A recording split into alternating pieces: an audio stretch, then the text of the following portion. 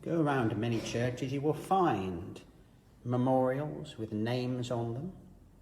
This one's a generic one. These communion glasses were presented by the Women's Association back in May 1929.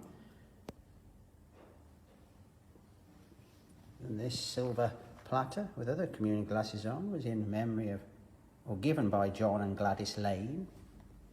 Even this pulpit, again, in loving memory of Philippa Halford and Gladys Lane.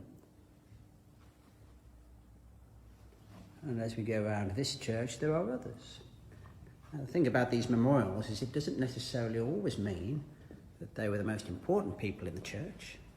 Most of the people who pass through a church are never remembered in writing. They just live in the memories of people.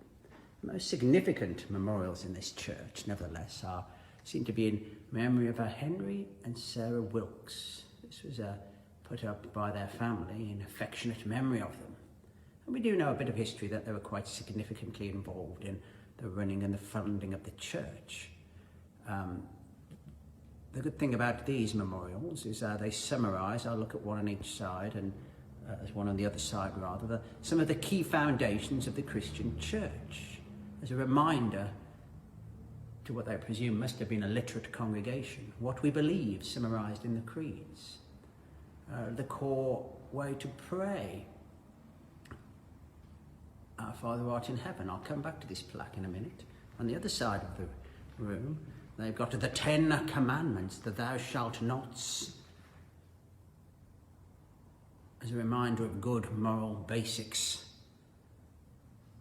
Again, a reminder that this plaque was put up in February the 8th, 1902, in memory of the now departed parents. But then also the biggest summary of how are we to live as Christians. A new commandment I give unto you, love one another as I have loved you, that ye also love one another.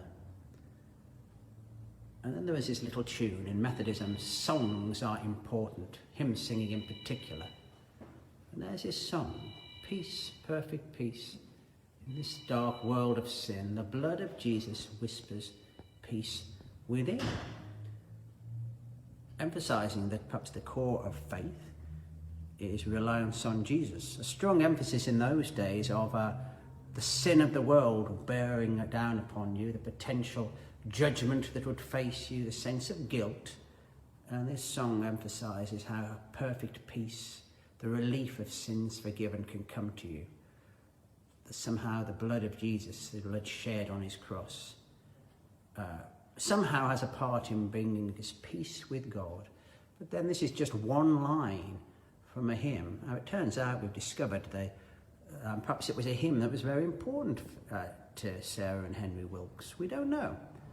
What we have found is there are more up-to-date versions of it, and at the anniversary on the Saturday, the new community choir that's meeting here is going to be singing a version of it, which we're very much looking forward to.